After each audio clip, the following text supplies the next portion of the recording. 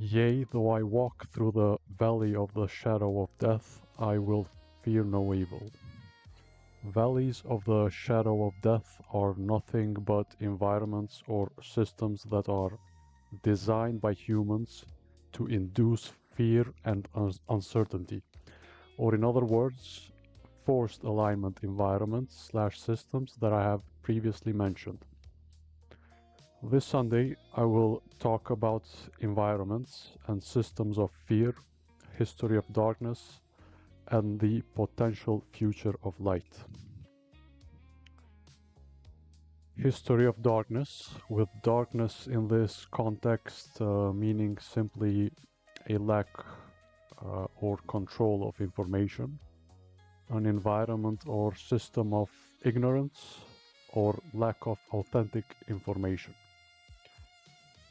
You can think of history of darkness as a state of a system or environment, a state which prioritizes and maintains ignorance over knowledge. To make it even simpler, think of history of darkness as a controlled or forced history on a certain object or subject. Or super simply, an imposed, distorted history with the main purpose being to exert and maintain subjective and objective control. Performative free alignment and forced alignment totalitarian societies with forced alignment as law by definition must maintain a history of darkness for its constituents. Namely, a forced fixed history that is provided and enforced in order to maintain the status quo and at the same time control constituents that dissent away from the fixed history of darkness. The powers that be provide a history of darkness towards the collective and especially the individual. In such controlled environments and systems, the individual and subsequently the collective is put in a hyper-persecutable position, which is then always abused by the powers that be to squash dissent. Such societies prioritize persecution instead of education, in that it is more leverageable to leave people in ignorance and a persecutable state and correct it through the justice system rather than actually correct it through the education system. If you go to any random primary school in the world and ask a simple question to children, a question of where should the individual of a society get corrected or educated, in the education system or the justice system? Most probably they will answer the education system, and yet for the majority of our planet's dark history, and until this very day, we have been plagued by the forced alignment power structures that prioritize persecution over education. Or in other words, prioritize ignorance over knowledge. Or in ancient theological words, prioritize darkness over light. A distorted or fixed collective and individual history provides the tyrants with the core tools to facilitate and maintain control of the status quo of violence and force through the justice system. The other side of the coin, the healthy side, a free alignment of non-forced collective and individual history, provides its democratic powers that be with the tools to correct and educate its constituents through the education system prioritization and facilitation. The state of a particular collective history translates to a state of a collective present and the state of a collective future. in the same manner as in the individual. Your conception and understanding of the past directly translates into your present and future states. All the existing temporal dimensions of the individual, namely the past, the present, and the future, must be in a free alignment state for the individual to be in a state of freedom in space, time, and creativity. And obviously the same applies to the collective. If the collective is in a free alignment state in all temporal dimensions, then the society is truly freedom oriented, and therefore the individual is within a free alignment system. And the difference between the two states, a state of forced alignment of ignorance and violence, and a state of free alignment and education prioritization and facilitation, by now the difference between the two states must be as clear as the difference between day and night. Let's imagine for a second a machine that is capable of recording and decoding our planet's and human history to incredible detail. And it can provide a super clear picture of the past with basically almost zero error. Let's say it has 99% accuracy. If you were the politicians of your country in the year 2050, would you enforce and force align your constituents towards that fixed history provided by the machine? Even if the fixed history provided is highly accurate and experimentally and empirically factual with a negligent margin of error, would you enforce it in your society, and subsequently would you prioritize persecution over education? If your answer is yes, that you would forcefully align your citizens, then you are completely wrong, because even in that case, a freedom alignment approach is the best approach, as the highly accurate, forced and fixed history is prone to the eternal laws of the universe of change and evolution, and therefore, especially in such case, the society should be in a free alignment state, because only in this state there exists a chance for individuals to break through the mold of the forced and fixed system and history and give way to evolution and improvement. The freedom alignment allows for the 99 accuracy to become 100% through the input and creativity of the individual. Whereas in forced alignment, the 99% accuracy of representation of history reverses due to the forced alignment ideology of violence, and with the insistence on a fixed and forced system, through time, with enough time, the accuracy will devolve down to 1%. By now, it should be somewhat clear how fixed and forced systems are literally super unnatural, and these systems literally go against the grain of the eternal law of change and evolution.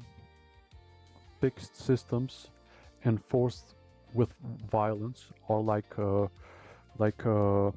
stones that individuals are supposed to carry whilst being in the middle of deep universal waterways of change. I'm sorry to break the news to you, but you immediately drown when you hold onto fixed stones in highly volatile and deep oceans of being. And I invite you to contemplate why and how Jesus is able to walk on water, and you should be able to as well. As a great teacher doesn't boast about his abilities, he demonstrates, as the great teacher already did 2000 years ago. I will try and illustrate the unnaturalness of the fixed or closed system with an example. For example, an ape living in a natural habitat is kidnapped and forced into confinement and hibernation for a millennium in cryo-freeze techniques and conditions. After a millennium, the ape is defrosted and brought back to its natural habitat. But now, due to evolution and time, the individual and collective of apes in the natural habitat is at such advanced state of survival and behavioral and dietary and tool knowledge that the unfrozen ape is put in a completely unrecognizable way of life. The unfrozen ape's CUK, or complete understanding and knowledge, as mentioned in previous essays, was fixed and forced for 1000 years in hibernation. And at the same time, the CUK of the natural habitat apes and its tribe continued evolving in terms of sophistication and accuracy. So the unfrozen ape 1000 years ago had let's say 50% accuracy of history representation models. But that 50% after 1000 years of fixed and forced alignment, and after 1000 years of evolution of the actual tribe where the ape was taken from, that will translate to the knowledge of and accuracy of 5% for the unfrozen ape. So forced alignment absolutely and foundationally hinders and persecutes CUK in individuals and groups, simply because even a 99% accuracy model of history by a super sophisticated general intelligence with forced alignment will fall behind in eons compared to a freedom alignment foundation that authentically progresses toward 100% accuracy models of non-forcible truths of history. It's simple. It's either freedom alignment or it's a free choice of forced descent to hell. A literal prioritization of darkness and ignorance as law, and a reversal of basic principles. Instead of progressing towards more accurate and truthful and free models or pictures of the past, reversal occurs and prioritization shifts towards progressing towards more accurately deceitful and fixed models and pictures of history that are always forced onto the population, its own citizens, its own children, cascading from the top to the bottom.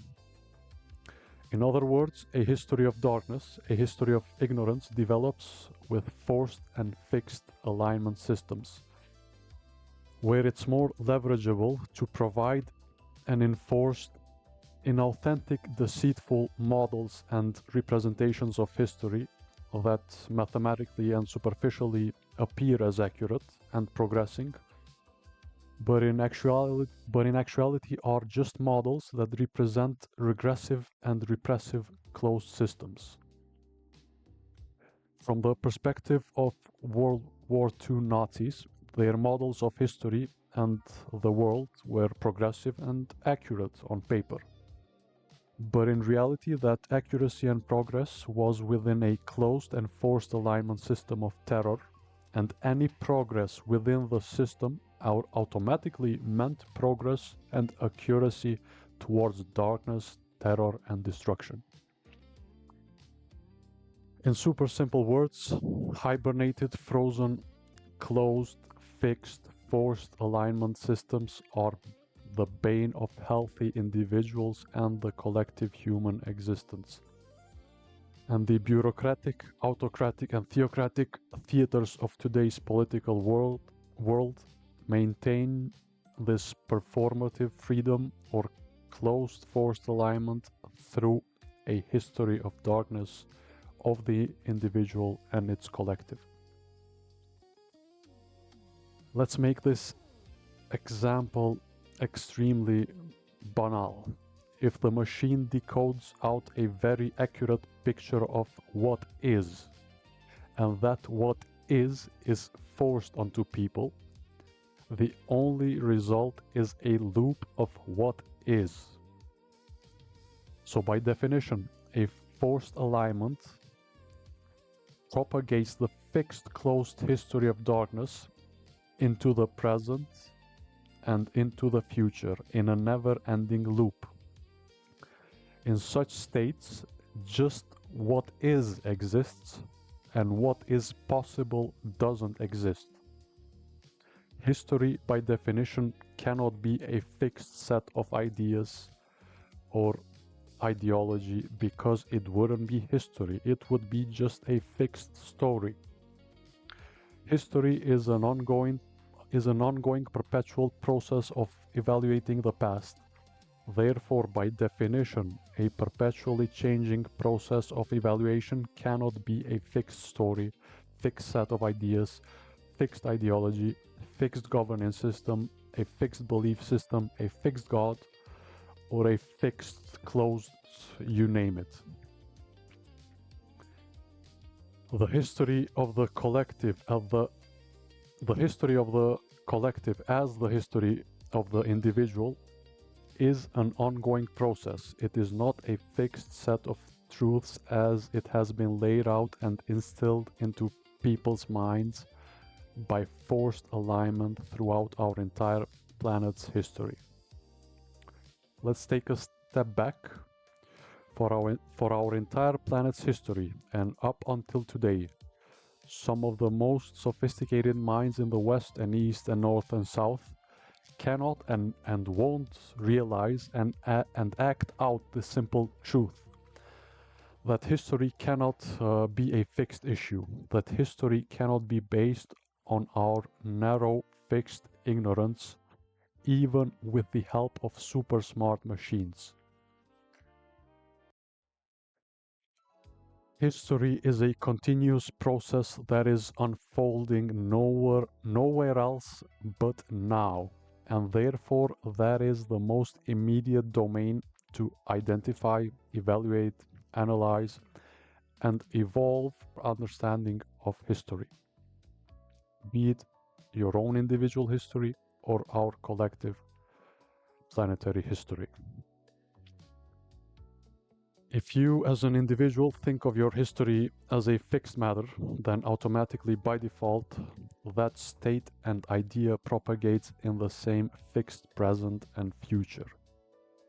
Once history is a combination of both an objective and a subjective matter, and therefore by default cannot be fixed. And the same is true for any collective history. This does not mean that history is irrelevant. The exact opposite is being argued, that history is extremely important, and the dimensions and domains of accessing your history are not fixed in observing the past. A served, fixed, closed history or ideology from the powers that be by default disables completely the interpretability of history for the individual and for the whole.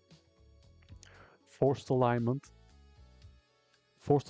purpose or main feature is to control the individual in all three temporal dimensions of time, namely the past, the present, and the future.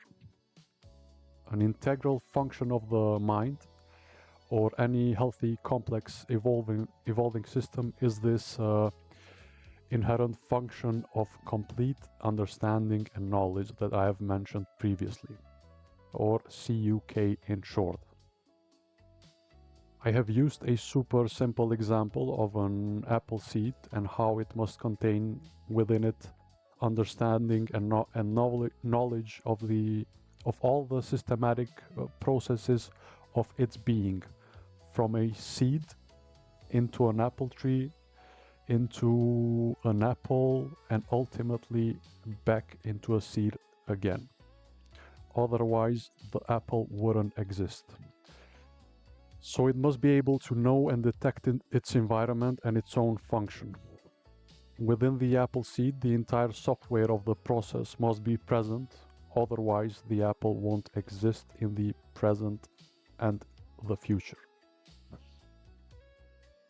Lesser complex systems, such as an apple, require this inherent function to propagate and survive through time. Now, the most complex system in nature, the human being of consciousness, is almost completely directed by this inherent function of mind, which I've called CUK. The freedom of exploring, evaluating, and evolving one's own complete knowledge and understanding in all temporal dimensions of time, the past, present, and future, is the core of freedom alignment systems. Or simply put, your understanding and knowledge of your individual and collective past, present, and future is the blueprint and trajectory of your present and future. By now, you shouldn't be surprised why tyrannical leaders and governments for millennia sought and still seek to control and access people's CUK blueprint and history. A history of darkness, what I have called, is the state of affairs that has plagued the entire planetary human enterprise for millennia. A fixed, closed, and forced alignment history of darkness. The easiest and cheapest way to hijack an individual or group's CUK is through fear and violence. And that is the core reason why violence and force was and still is law, because violence and fear is the cheapest and easiest way of controlling people. With fear and violence, the cost of easily force aligning one's history, present, and future is super low compared to the larger cost of only ideologically controlling one's history or future with the performative freedom alignment present. So the world is plagued by mainly violence and after that mainly deceit, and both thrive from the unyielding ocean of forced alignment or performative freedom alignment. Or super simply, as mentioned in previous essays, the world is plagued by deceitful performative freedom alignment and violence forced alignment environments and systems. These are some arguments of how the individual and collective is kept in a history of darkness, or in other words, in a state of depression and oppression. In performative, theocratic, and totalitarian systems, justice is used as a correction education instead of the education system itself, which is inexistent due to the forced alignment fixed ideology of the past, present, and future. It's simple, a deliberate failure or distortion of the education system translates to more control through the justice system. Absolutist ideologies, by definition, want and do everything to control history, and controlling history means nothing else but controlling people. Now I will depict some real-world use cases and examples of this history of darkness. I will start from the Middle East with Iran, a theocratic fixed forced alignment system of terror and violence. A country that was a Muslim majority country with basic human rights that overnight was plunged into a history of darkness. Just like in the West, people and women in Iran used to have basic human rights and some form of individual freedom. You can see a lot of pictures of Iran and how women were freely living without forced and violent imposed burqas. Turkey is a Muslim majority country which is extremely susceptible to collective transformation of terror in the same manner as it happened in Iraq. And every other Muslim majority country has the same potential of transforming towards performative or force alignment, including my country, Kosovo. Not only Muslim countries, but Western countries as well are susceptible to this unyielding push and pull towards performative and forced alignment. Iran should be looked at as the blueprint of what terrors can happen to a society overnight. As argued extensively, in a theocratic patriarchal society, women do not exist, and the burqa is the ultimate symbol of oppression of women in the Middle East. Now in the Western body, where the female or women are the most emancipated and educated, even in this sophisticated political and societal body, burqas of women from the Middle East are not only ignored as symbols of repression and oppression, but are further enabled and deluded to believe that it is not a symbol of millennial repression and oppression.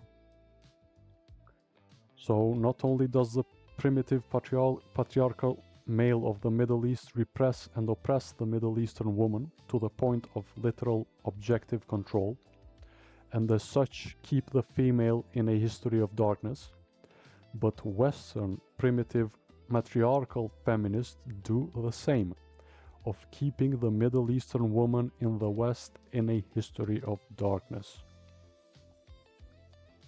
In a history of darkness, the individual is barred from accessing its true history, its present, and ultimately its future.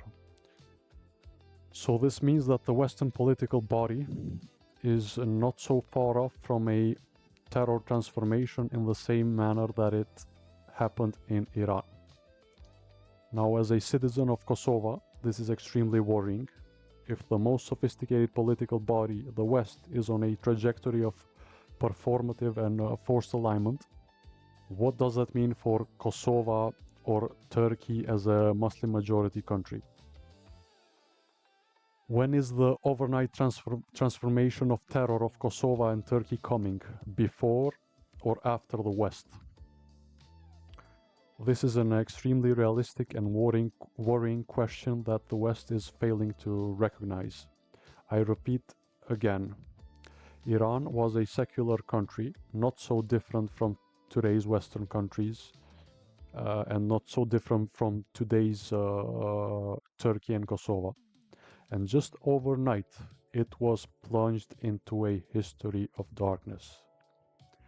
A closed, fixed, forced alignment ideology that literally and overtly provides complete and total understanding and knowledge of the universe, of what was, what is, and what is to be, or what is possible. Or in other words, the past, the present, and the future are in total ideological control. So in the theocratic society, all temporal dimensions of the individual are controlled with a fixed and forced history, present, and future. The levers of control are all-encompassing in such societies, and you literally die if you do not comply. Now, the Western feminist won't accept the burqa as the literal symbol of repression and oppression of women throughout thousands of years of savage violence and forced alignment. The Middle Eastern woman that was raped, persecuted, and ultimately killed for 2000 years by Muslim savagery and forced closed alignment and ideology.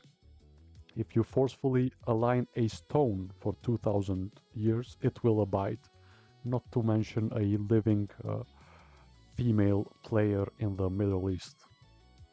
So again, at least women were allowed to decide what they want to wear in Iran, and just overnight, the same women with super basic individual freedom to decide what to wear are being killed for 47 years just for refusing a literal piece of cloth in their head.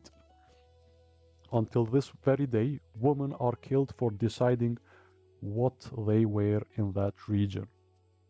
Not to mention killed for what they believed in, killed for striving for more rights, and obviously killed by the slightest refusal or dissent of the forced and fixed alignment status quo. The performative Western woman feminist, with its regression and stupidity, is enabling and facilitating and inviting the burqa terror of the Middle East. In other words, the also sophisticated Western woman feminist is subconsciously inviting a forced alignment in the Western political body. The burqa and the black cube as the holiest object in the Middle East. Literally, the black cube is clothed with a burqa, is the perfect symbol of a forced alignment and ideology of the radical Middle Eastern Islam.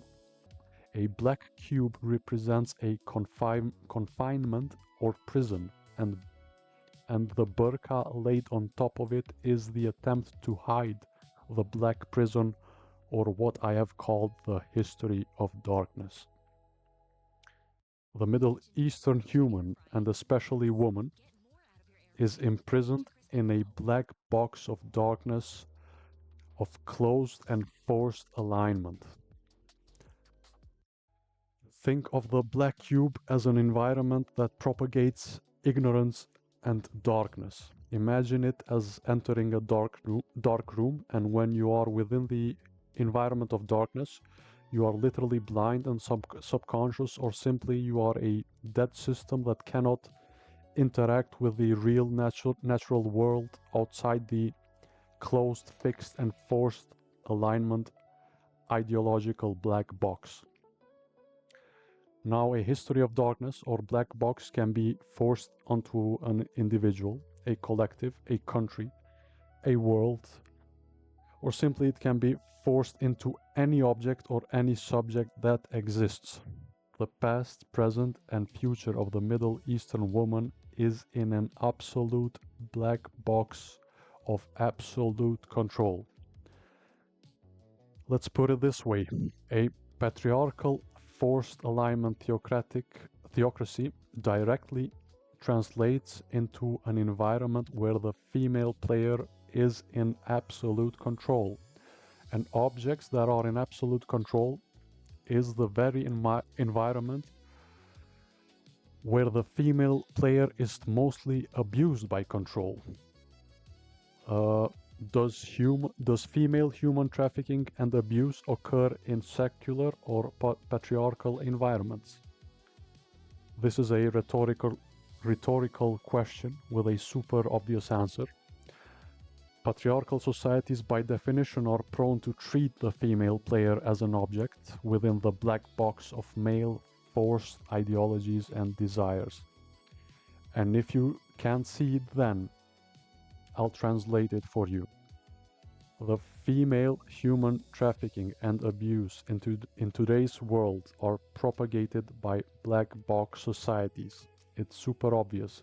Secular societies that respect women are less likely to traffic and abuse women, and societies that control women to a demonic degree are absolutely more likely to traffic and abuse women.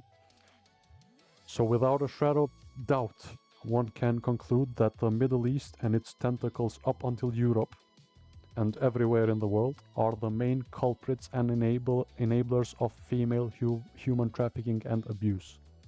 And yet again, the modern feminist Western woman and the radical socialists are literally enabling this entire theater of terror in its own garden, and its symbol of repression, the burqa, which is absolutely insane. Instead of the Western feminist woman being an ideal for the repressed and oppressed Middle Eastern woman, the opposite is occurring. The Western feminists are well on a trajectory of a self-induced black box. I've mentioned in previous essays the two dimensions of the ideology of Islam, a normal dimension and a military dimension. While the burqa is a literal symbol of oppression and of pathological separatism of the female and the male, in the West it is presented as some form of cultural identity, but in fact the results are militaristic, as the custom literally creates a pathological separatist position of women and men in a society. And after 2000 years in the West, after 2000 years of evolution, at last secularity and equality between sexes was progressing. And right at the peak of that progress, the Western body was and still is invaded with burqas and separatism between sexes, pathological separatism between sexes. I'm going to give another example of how insanely and subversively militaristic it is. If you fail to realize how burqas are a symbol of suppression, you have definitely never realized this. That even food can be militarized, as I have mentioned in previous essays. The custom of fasting in Islam, it can be either a normal custom of yearly traditional fasting, or a dietary guidance of getting the body used to eating before the dawn and going into military action during the day and ending the day with eating at night. Now the concept of halal food can be militarized as well. Halal simply means blessed as far as I know, but an online search says that it means lawful or permissible, which is wrong in my opinion. Let's take, for example, the Netherlands.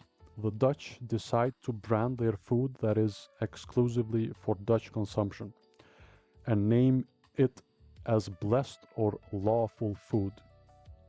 So now the institutional apparatus that is supposed to control food products and service is on a campaign to label each product or service as blessed or lawful. So the average consumer now has the choice between blessed foods and unblessed foods. What kind of effect would this produce in the Dutch society?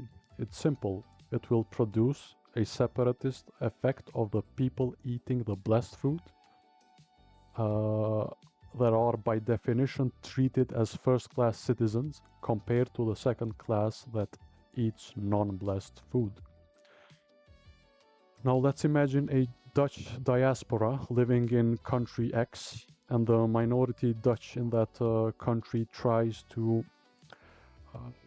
impose their system of blessed foods in country X.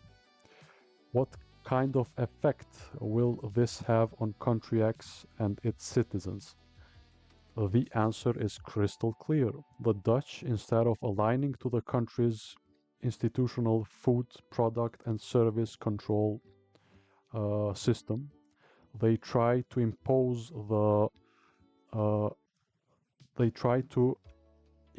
the blessed system, and slowly the country starts to label products and services as blessed for the minority of Dutch living there. The effects are crystal clear.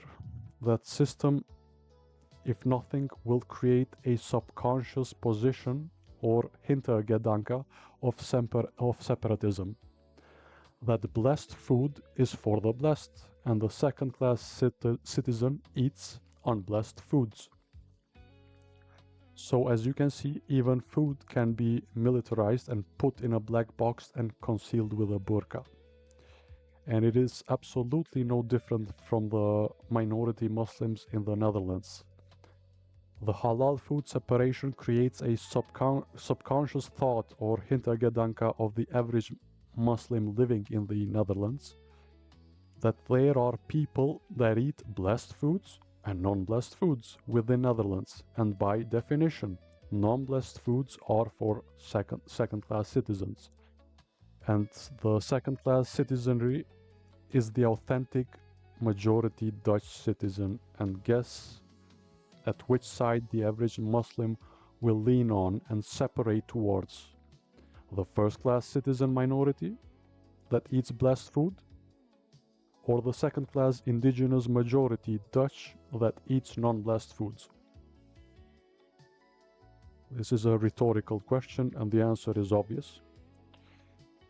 The universal effect of food bringing people together is put in a black box and concealed, and instead is used as a separatist weapon, instead of its normal function of simply food, product, service, and safety control. Or simply, instead of bringing people together with food, food is used to further create separatism within a society. Imagine it's the year 2050 in the Netherlands, and now 50% of the population accepts and eats halal or lawful food. Overnight, that can be militarized and politicized to separate and create division, if nothing else. So this is the Middle Eastern and especially the Iranian black box that reaches far beyond its borders, as cancer does, up until the Netherlands. The entire Iranian country is enveloped within the darkest black box, and its goal, together with its wings and tentacles, is to put the entire planet in a black box. Let's see how this black box affects the Middle East, Israel, Turkey, Albanians, and ultimately Europe. The Middle Eastern crisis can be boiled down to the problem of Israel, and for a region that is almost totally within a black box, an independent society or country is the kryptonite of the Middle Eastern black box or history of darkness status quo. Let's decode the so complicated issue of the State of Israel, which realistically is not that complicated.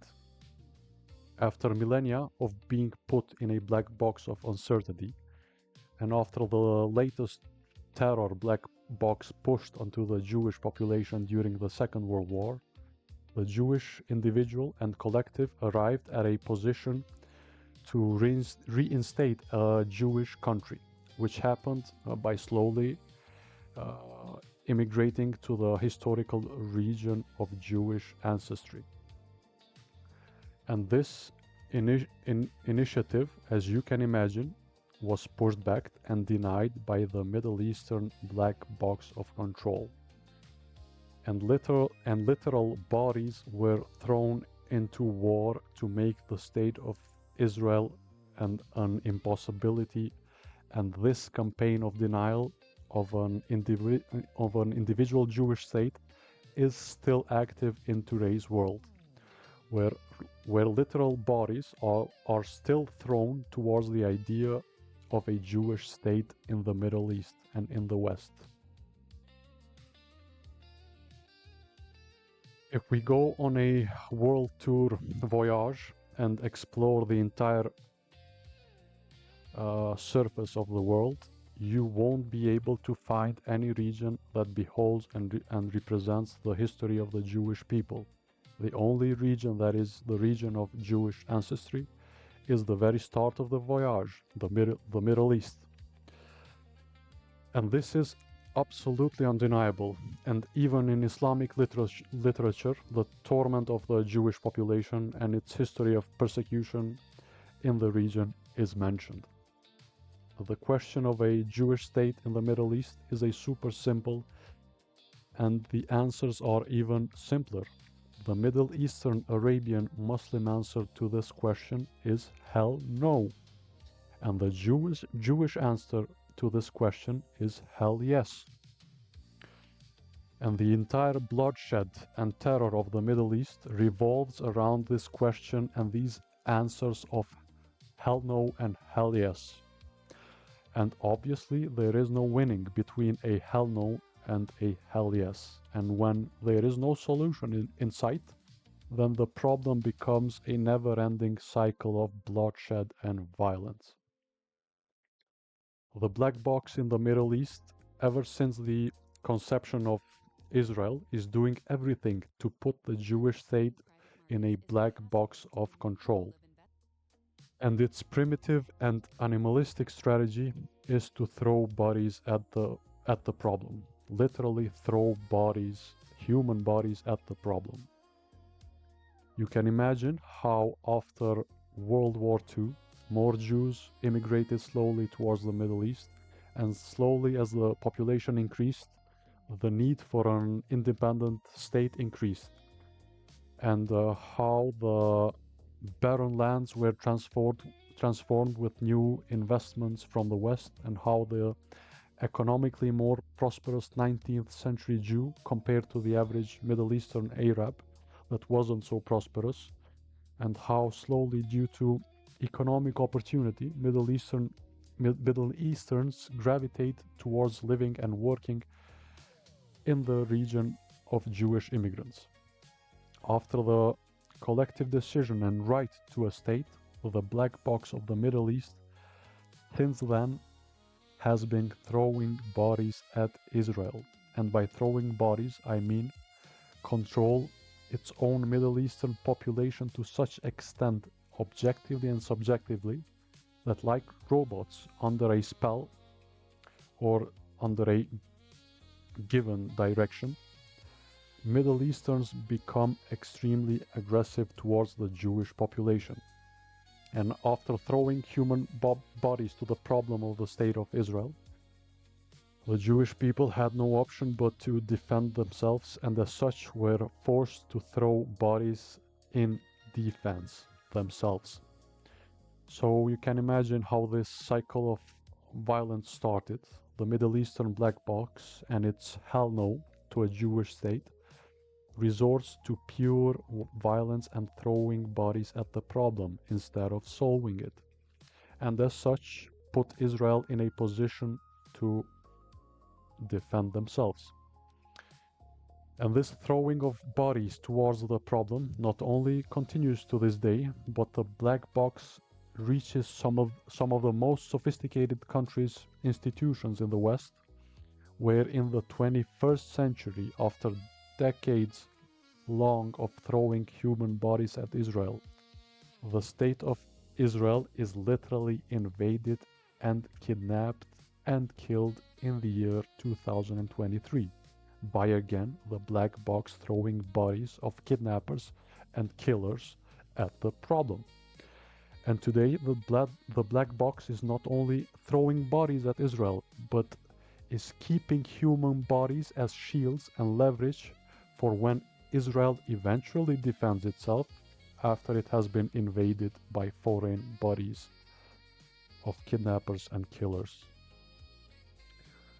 So the black box of terror not only is constantly throwing bodies at Israel to provoke a response, but then strategically trapped Middle Eastern Arab bodies in Gaza and put them as shields of terror or gates of hell. So that when eventually Israel decides to defend itself, it will have to go through the gates of hell. And that is weaponized in the West to portray Israel as the aggressors.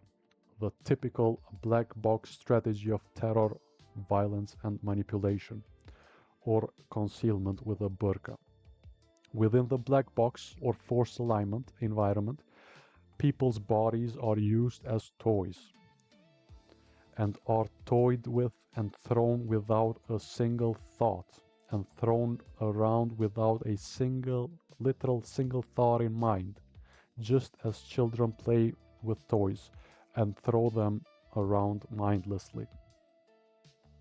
To make it extremely simple, as it is, a hell no answer is by definition an answer of negation or destruction, and the hell no answer and its conclusion is the annihilation of the state of Israel. On the other side, a historically suppressed population finally at a position to reinstate some form of individual and collective identity as a state. A hell yes answer to it, or simply an affirmation or creation and simply the right of existence of the individual state of Israel. So simply put, it's a problem of destructiveness versus constructiveness, which not surprisingly and fittingly is the core concept of the Middle Eastern black cube. Destructive, violent, closed and forced alignment is the core law of the Middle Eastern black box, that therefore it is no surprise of its destructive approach towards the issue of Israel. On the other side, constructivism, which can easily turn to destructiveness from the Jewish side, when your state or your being is violently being invaded by throwing bodies your way. It easily can radicalize Jewish people and make them respond destructively as they did in Gaza. And yet again, the real problem is the black box that is continually terrorizing and throwing bodies at the problem, and therefore leaves the Jewish population with no other option than to respond in the same manner. I do not hesitate for a second to accept that Jews were radicalized in the same manner that the black box of terror radicalizes its own population with violence and terror, such as the citizens of Iran. And in such a situation, either one enters the black box or fights the black box. Around 40,000 Iranians died in January, refusing to enter the black box of terror. So 40,000 died for just refusing to enter the black box of terror. So in the situation of Israel, it is either enter the black box, which is completely unacceptable for an individual and let alone an entire population, or fight back simply. And in this fighting back, by definition, radicalization of Jews occurs. And as such, the black box of terror infects its enemies with its destructiveness. And the Middle Eastern terror puts on a burqa to conceal its history of darkness and goes around the globe pointing fingers at Israel and its imposed destructiveness. And as such, the Jewish people again are put in a black box of manipulation and destruction, as if World War II and its genocidal waves never happened. Hitler tried to put the Jewish people in a black box by portraying and making the Jews as scapegoats of the entire planet's problems. The results were and are very clear. Now the Middle East is trying the literal same techniques of black boxing, of imprisoning the reality of the Jewish people and manipulating it to demonic degrees. As you can see, the black box of the Middle East from Iran, together with the black box of the Balkan, Europe and the world, are working together to put not only the Jewish people inside the black box, but the entire planet in a pitch black box of ignorance. This is the group B that I have mentioned in previous essays, that emerges out of sheer lust and reverence for power and control. From Iran to Israel, the black box of terror is law and is pushed without remorse. Now let's talk about Turkey as Iran's right wing and how the area of effect of the black box reaches in Turkey and beyond. In Istanbul, there exists this ancient church called Hagia Sophia, and this will be my only argument of how deep within the black box the Turkish people are, put by the powers that be. A literal church named after Sophia, a highly intelligent and respected ancient female priestess of secular Christianity. Today, that church is put in a black box and covered with a burqa to make it appear as a mosque. And this is the only argument that you need to realize the present regressive ideological terror that the country is put in. The literal Sultan president of the country put the church in a black box and covered it with a burqa and calls it a mosque now. This is the literal definition of a history of darkness and its systemic effects. With the black cube of forced alignment and terror, history must be controlled, history must be manipulated, and everything is built and transformed in the image of the black cube. A literal stone church cathedral is cosmetically tampered and turned into a mosque. This is the literal definition of the black cube or the history of darkness, distorting the history of any object or subject. Now, if the Sultan of Turkey can turn a literal fixed object of stone with literal documented history of being a church into a mosque, you can just imagine what the Sultan's black box is able to do to an individual or a collective society. I will elaborate it to you in the next essay of how the Ottoman Empire put the black box history of darkness and the burqa over the Albanian population and how it's slowly creeping in Europe. Let's briefly mention the Black Cube of Spain. Just a few days ago, there was a surge in mass migration. Let's call it mass migration squared. And it got a lot of attention from the media. Now, if you have basic information and basic individuality to use your brain, you should realize that this mass migration squared is not a one-time occurrence. It is what has been happening to Europe for at least 20 years, to Europe and the West. Now, I don't know if Spanish people have problems with object permanence, just like babies do.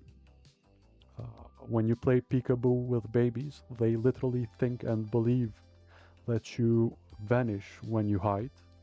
The baby thinks that you literally disappear and appear while playing peekaboo, so that is why it's very entertaining for babies.